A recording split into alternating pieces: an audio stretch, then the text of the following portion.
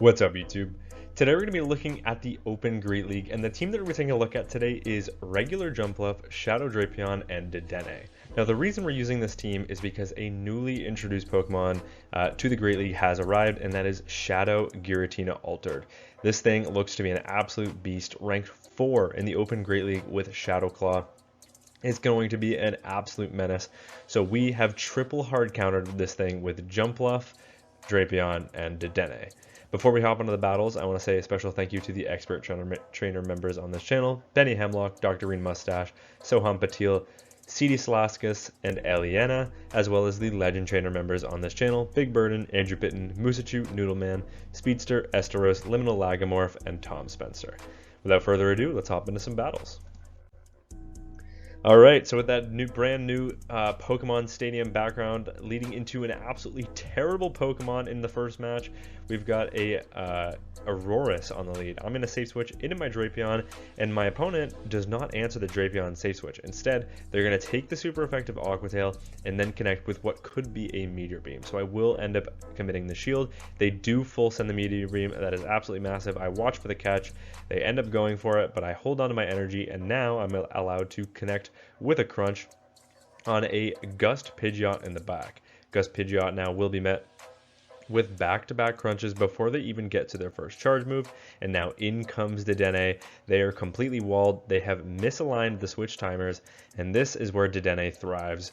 In a matchup where everything is completely walled, they full send the Brave Bird to connect with some damage, and they do some pretty meaningful damage to the Dedenne, but that's okay because now I can connect with a Parabolic Charge and start boosting my defense for whatever's in the back. The opponent commits the shield, but I'm already at a second Parabolic Charge. This Parabolic Charge will be enough to pick up the knockout. What's in the back? It's a Talonflame, and this game is over.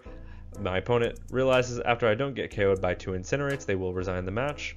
Into the next match, another good lead. We've got Jellicent. We are triple strong into this Pokemon, which is good because my opponent safe switches into a Diggersby, and I do not have a good response to Diggersby in the back. So I am forced to just stay in this matchup. Jumpluff, of course, can win the zeros because we can survive 2 Fire Punches no problem, and 2 Energy Balls are enough to pick up the knockout on the Diggersby, as seen by that first Energy Ball connecting, doing more than 50% of the Diggersby HP.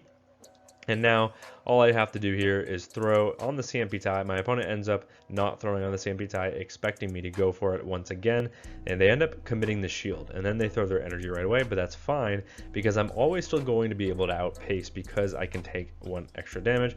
This time I'm going to throw right before they make it to the Fire Punch, just over farming slightly so that they don't get the catch, expecting me to throw on CMP, and in the back is a Gligar. And if you look at this team, basically Jumpluff is my answer to Gligar, and Jumpluff is not a good answer to Gligar. One thing about this team is it is triple weak to Gligar and Clodsire. So if you see a lot of Clodsire and Gligar in your elo, I wouldn't recommend this team for climbing.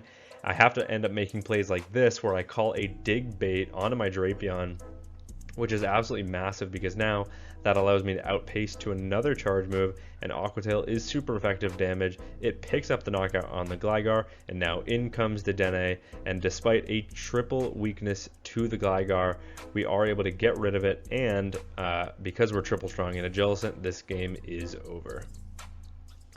Into the next match, we've got Jumpluff into Dedenne. So this is part of the reason I started using the non-Shadow Jumpluff with Energy Ball, and it's simply because you can take obviously a little bit more charge moves. Non-Shadow Jumpluff is just a lot bulkier, and you have neutral coverage for the electric type Pokemon, which have seen a resurgence, and I expected to see a lot of Dedenne and Azumarill because of the introduction of Giratina.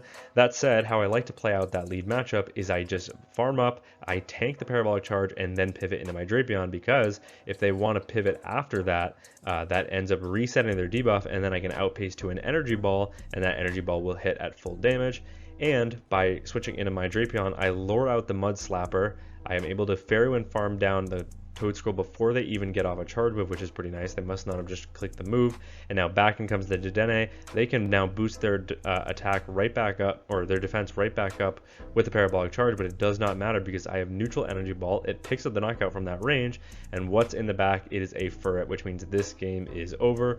I can either grab a shield or damage with the energy ball. Either one is going to put me in a position to win this game because sucker punches are resisted. My opponent resigns the match, and we are able to take that win. Into next match, we've got Twelfth into Steelix. This is kind of another awkward lead for this team, just because it is a complete wall to energy from Dedenne.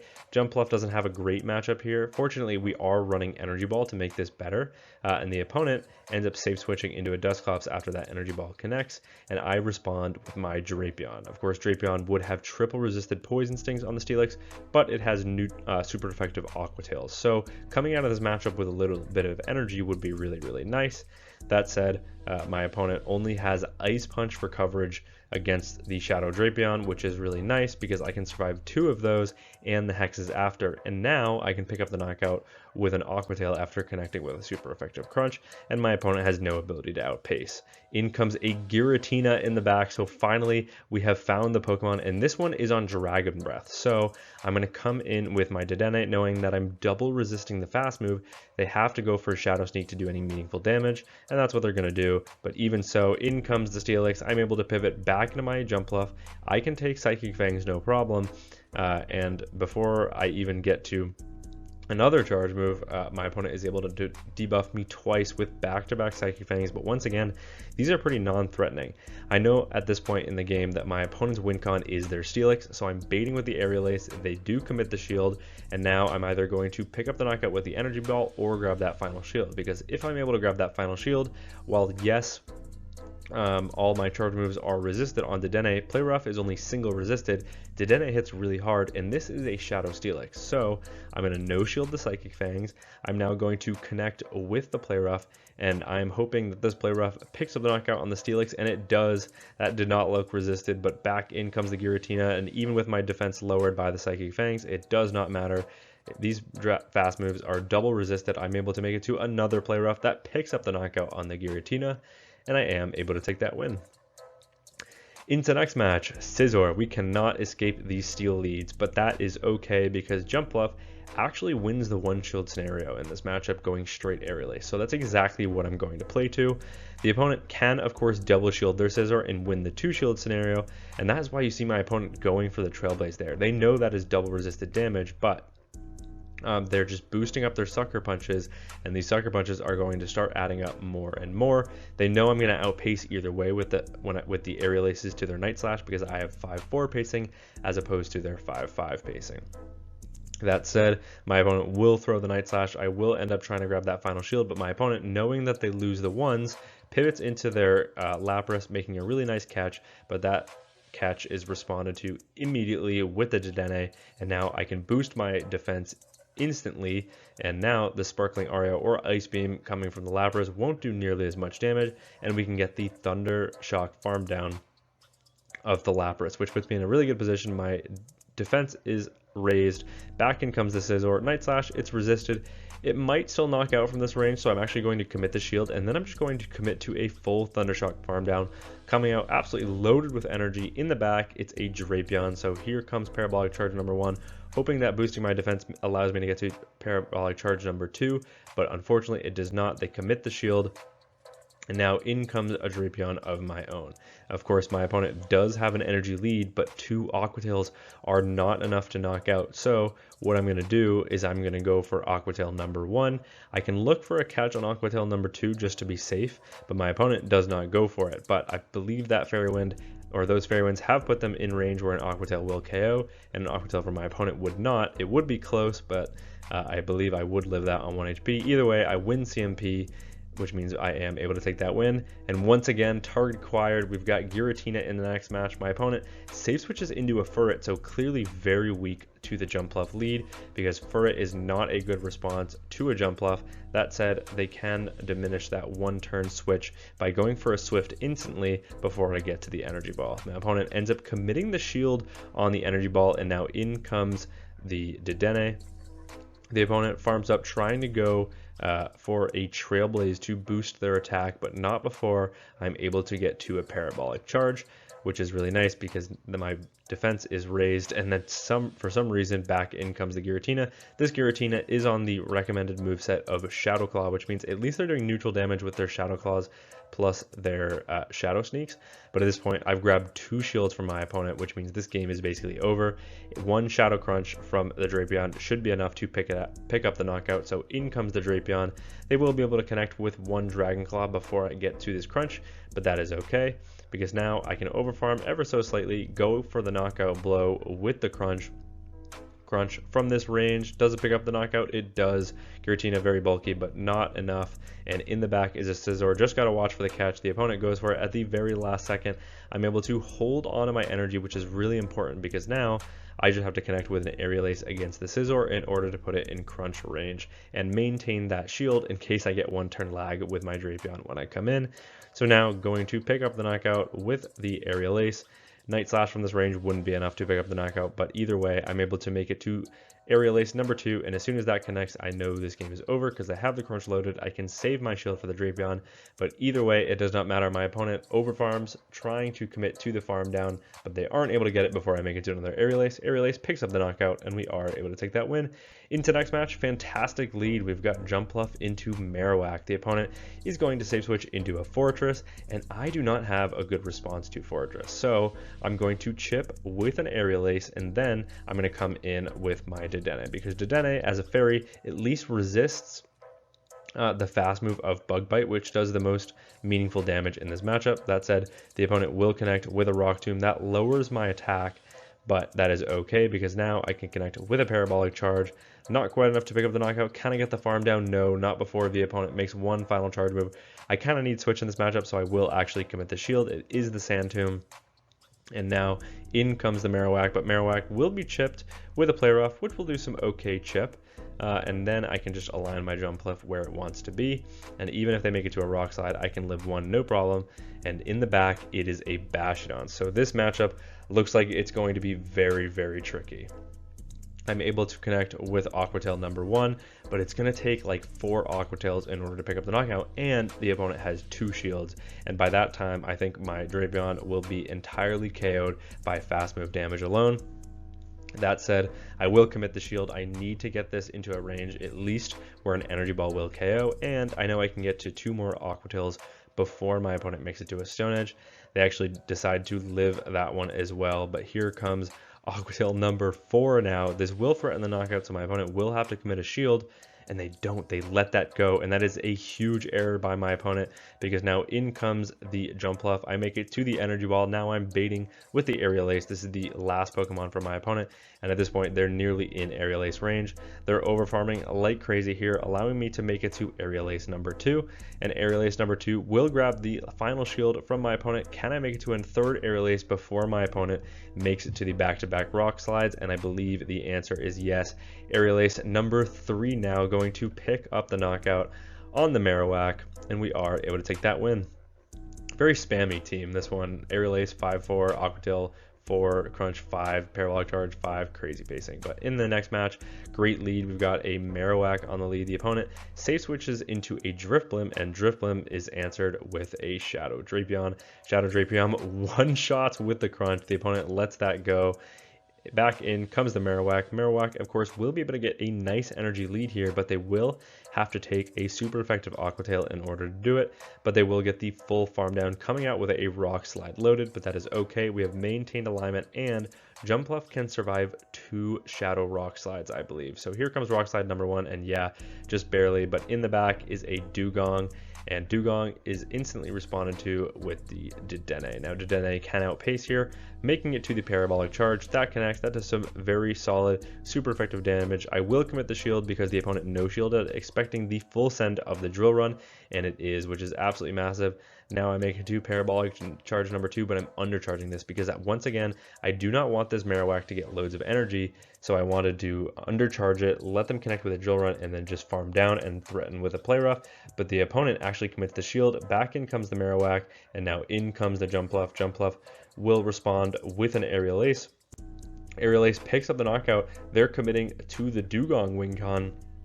but that is just not the way that they should have won this game, because Aerial Ace will grab that final shield. I actually get to a second Aerial Ace before they're able to get to the Ice Shot farm down, and I still had Dedenne in the back. So yeah, this game is over.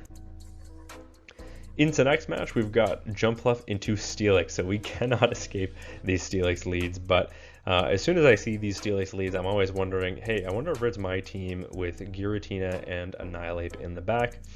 I'm very excited to showcase that team once I do get my Shadow Giratina.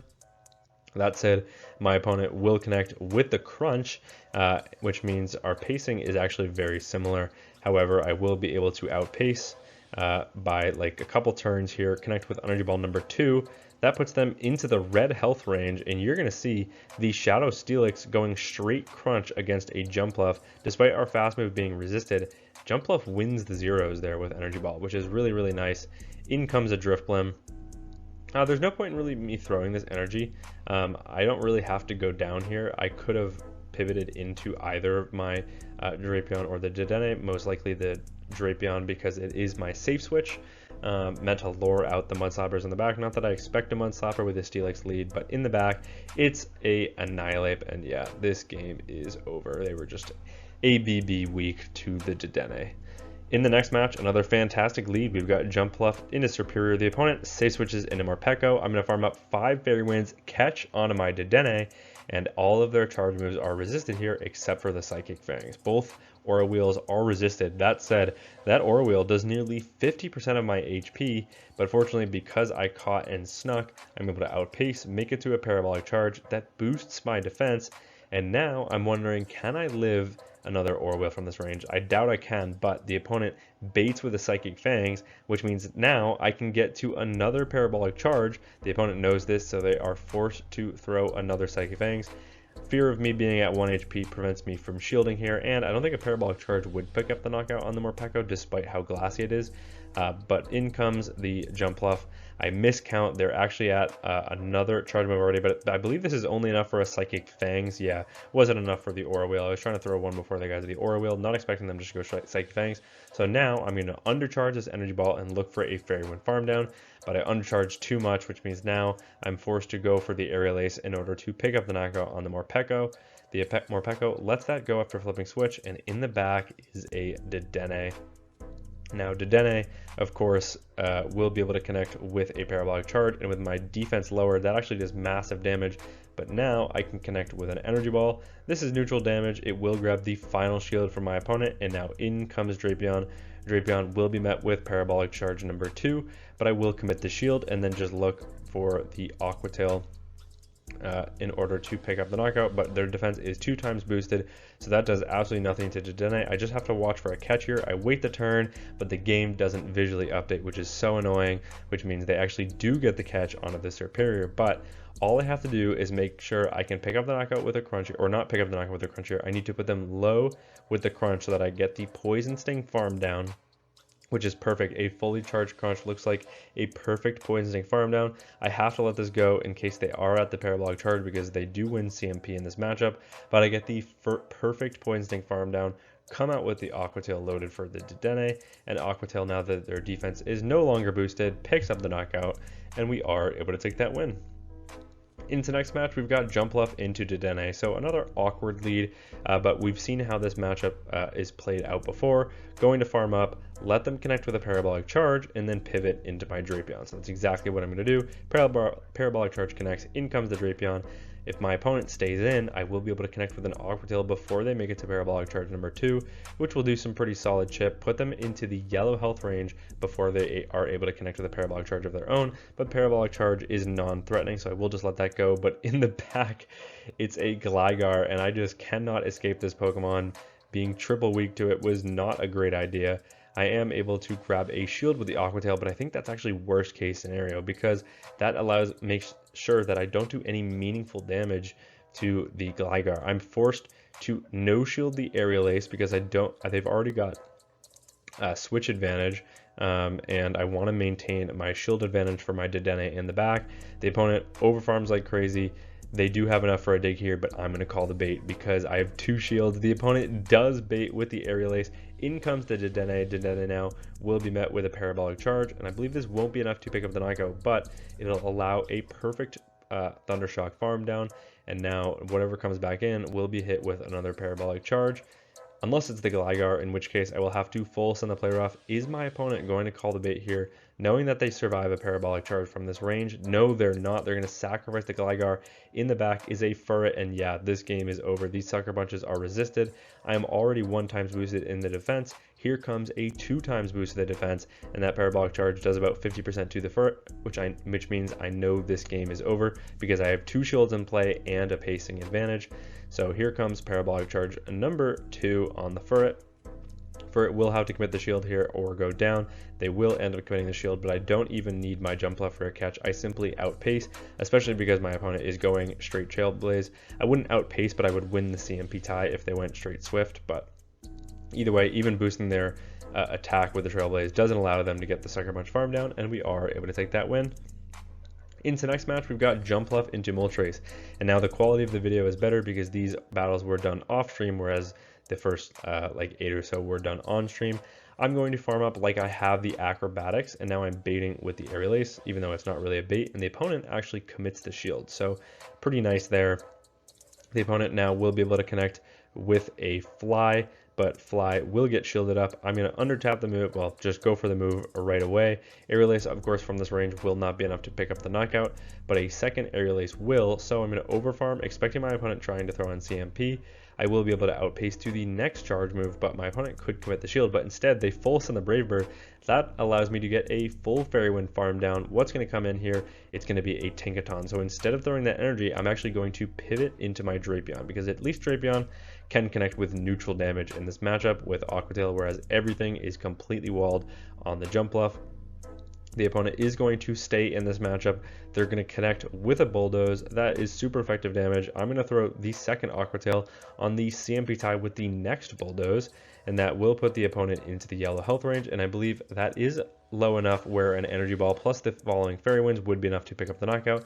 The opponent ends up going for an undercharge there, getting a nice Fairy Wind farm down to come out with some energy, and now in comes Dedenne. Dedenne will be hit with a super effective Bulldoze, but Bulldoze is a pretty crap move, so I know I can live that fairly comfortably, and in the back it is a Quagsire, so in comes the Jumpluff. I'm first going to bait with an Aerial Ace. This is kind of unnecessary, but we grabbed the shield. I had so much energy that I could have double Energy Balled, I think, but here comes Energy Ball. That one-shots the Quagsire, back in comes the Tinkaton, and yeah, they're not outpacing both my Jumpluff and my Dedenne, so they will resign the match. Into the next match, we've got Jumpluff into Wigglytuff. This is an okay lead because we have such a pacing advantage, and these charms don't add up as much as you'd expect because Jumpluff is so extremely bulky. I'm going to full send the Energy Ball, hoping that my opponent no shields, but they do actually commit the shield. However, I still can get to an Aerial Ace before my opponent is able to get to an Icy Wind. So Aerial Ace does grab the second shield from my opponent, which is actually kind of crazy. And now in comes the Drapion. Drapion now able to outpace, make it to an Aqua Tail. The Wiggly is in the yellow health range with no shields left in play. I will no shield the Icy Wind. That does put me into the yellow health range, but that's okay because in the back is an Air Slash Mana Buzz, and this is a very bulky Pokemon that can absorb all of this energy, which is pretty unfortunate. But because the switch timers are so misaligned, after I connect with this Aqua Tail, I can pivot into my Dedenne, and Dedenne is a complete walled energy from the Mana Buzz, unless they're running Shadow Ball for some reason, but almost zero Mana Buzz are running Shadow Ball. That said, the opponent will connect with a resisted Dark Pulse. Now here comes a Parabolic Charge that boosts my defense. The opponent will make it to a second charge move, but that is okay because this is still resisted damage, and now my defense is raised. In comes the Wigglytuff. I'm going to throw my Parabolic Charge right away so that I don't take that third charm's worth of damage. And Parabolic Charge once again boosts my defense and picks up the knockout, and in the back is a Bastiodon, so my opponent is running an absolutely degen team with Wigglytuff, Mandibuzz, and Bastiodon, and they're running it in kind of an odd order. If you're going to run that team, I feel like you run Bastiodon on the lead, but either way, I'm able to make it to back-to-back parabolic charges. And does that allow me to make it to a fourth parabolic charge? The answer is no. They get the full farm down, but now, because I let my Dedenne go down there, I always have my Drapion for a catch whenever I need it. That said, it looks like I might not need it because the opponent has to get to 3 Stone Edges. Unfortunately, the pacing is just not there, and these smackdowns are just not doing enough damage to the Jumpluff, whereas 2 energy balls will do enough. They'll be able to pick up the knockout on the Bastiodon. They tried to commit to the farm down as that was their only win con, but energy ball picks up the knockout on the Bastiodon, 2 Fairy Winds to farm down the Mandibuzz, and we are able to take that win. So yeah, that is the triple hard counter of Giratina team. This team was honestly really good considering I only ran into like 3 Giratina.